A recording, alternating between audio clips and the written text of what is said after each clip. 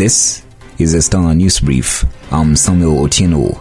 President William Ruto's administration has drafted a far-reaching bill that would force governors to seek National Treasury approval to impose taxes, fees and levies. The bill, sponsored by Majority Leader Kimani Ichung'wah, provides that counties first submit proposed taxes, fees, levies or any charge to the National Treasury and the Commission of Revenue Allocation for approval. According to the County Government's Revenue Raising Process Bill 2023, counties would have to explain to the Treasury and CRA why they are imposing a tax, levy, fee or charge. Get a copy of The Star by subscribing to our e-paper for only 40 shillings through www.mgazzetti.com.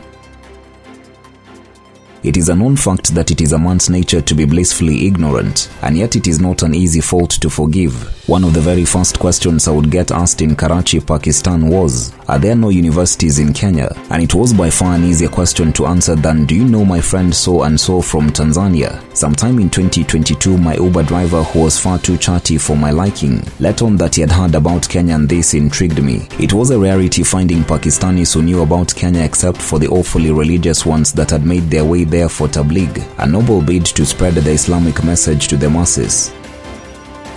A spike in sexually transmitted infections among gay students in Nairobi has been described as disturbingly high, with health experts pleading with the Ministry of Health not to ignore them. Nearly 60% of the students tested positive for at least one STI in a study led by the University of Nairobi and the Kenya Medical Research Institute. Most prevalent are chlamydia and gonorrhea, two bacteria that increase the chances of contracting HIV and in rare cases cause infertility.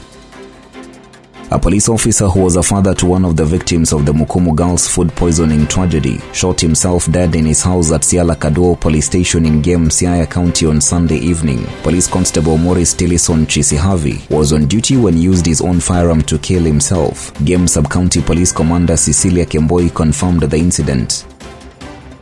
Allies of President William Ruto and Raila Odinga have clashed over a push to inquire into the troubles at the Kenya Revenue Authority. Amid a cash crunch in the government, Raila's troops in the Senate want the House to inquire into the status of revenue collection by the taxman in the last 6 months. Senate Deputy Minority Leader Enoch Wambua of Wiper triggered the push with a call to the House's Finance and Budget Committee to summon the management of the tax agency to explain revenue performance.